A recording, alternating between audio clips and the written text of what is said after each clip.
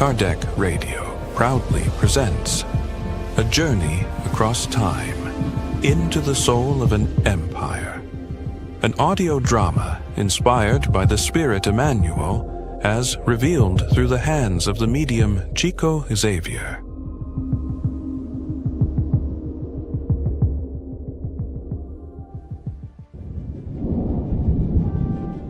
"2,000 years ago, he walked the halls of power as a Roman senator. Now, his spirit returns to recount a story of pride, love, and redemption in the dawn of Christianity."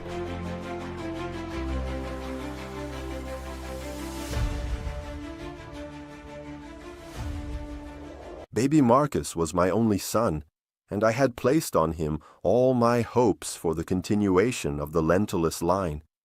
What I am going to tell you may cause you pain, but on the night of the sad event, I saw a Roman woman deliver a bundle to a well-dressed Roman horseman who departed in great speed. Why didn't you tell this before? It is a very delicate situation. What woman in your house wears Roman clothing? What are you trying to say? Well, I can get in trouble saying this, but the situation is so grave. Tell me now. I believe that Pilatus plotted the disappearance of your son to keep you here in the region.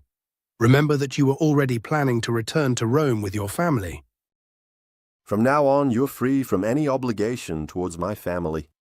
But, Senator, please understand that passion makes people do absurd things. The gentleman and lady were nobles, so one concludes. I guarantee that your career will not be damaged. You may go now.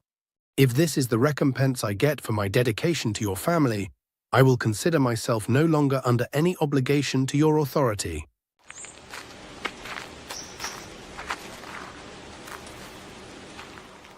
At that time, the saying, "Watch and pray," had not yet echoed through the hearts of men, its wisdom still unborn in the world's understanding. And Publius wept.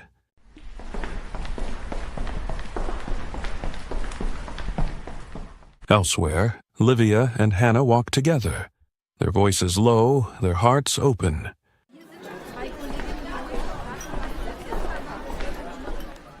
Amid simple steps and soft words, a deeper journey unfolds between two women and within a soul. My heart is beating out of control. I try to understand the reason for so much suffering. My daughter was cured, but I had my little Marcus taken away from my arms and from our lives. And Publius, who was always so natural, loyal, and just now shows symptoms of sickness and such intense anguish and disgust towards me. I can see your pain, my lady. I know that I am a person of no value, but I will ask Jesus to give you strength and to bring the peace back into your heart. Why do you say no value? I don't measure people with this concept of value, my dear. I think that we all have the same Creator. I have never believed the education I received in Rome, that there are patricians and plebeians, but that we are all brothers and sisters. My lady, you talk like Jesus. Jesus? Yes. Why don't you go to hear him preach? I'm sure you would feel stronger, a new life. I have always wanted to hear him, as a poor, unhappy woman looking for support and consolation, rather than my being the wife of a Roman senator. He cured my daughter, and I know that he will give me the strength to face the hardest trials. I shall wear the same clothes as the poor women here wear, not to call attention to myself.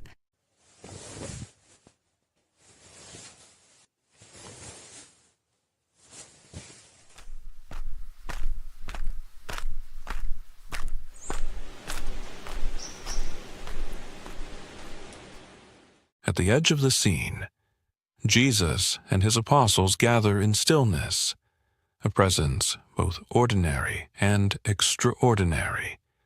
No proclamation, no grandeur, only peace.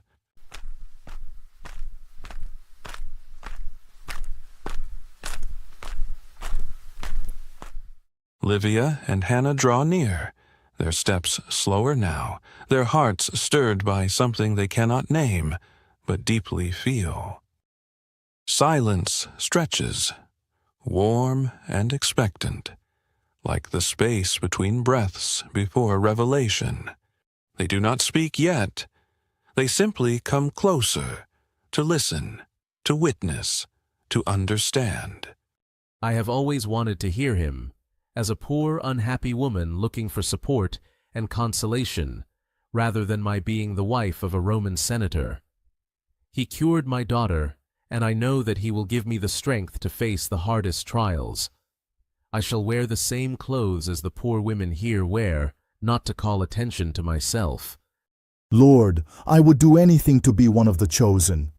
Simeon, go in peace and have no hurry, for in truth I will accept your sacrifice at the right time. He turns towards Livia. As for you, you will be blessed, because my words have forever touched your heart. Time will come when I accept your blessed sacrifice.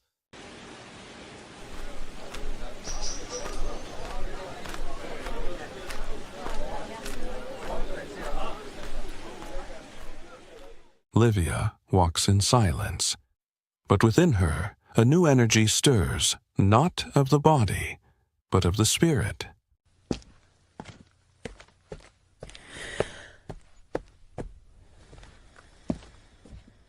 Never, not in all her days, had she known such peace, not the peace of silence, but the peace of presence, of knowing, of being known.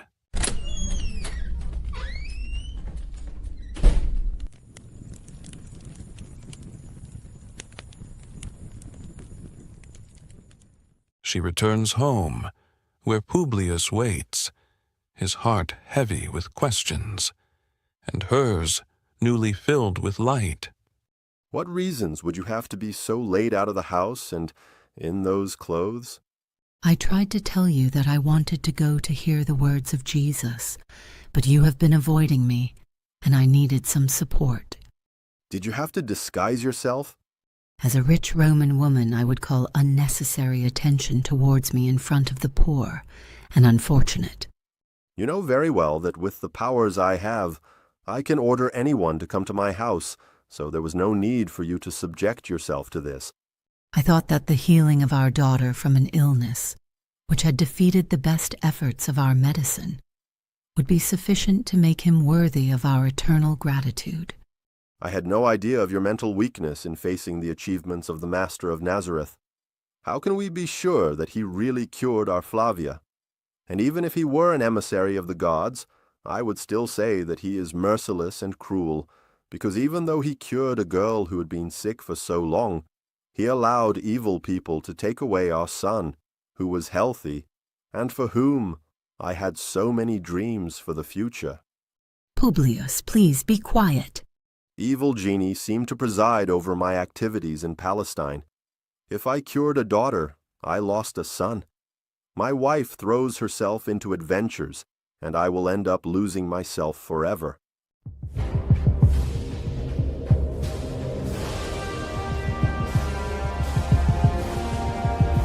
Kardec Radio proudly presents A Journey Across Time into the Soul of an Empire.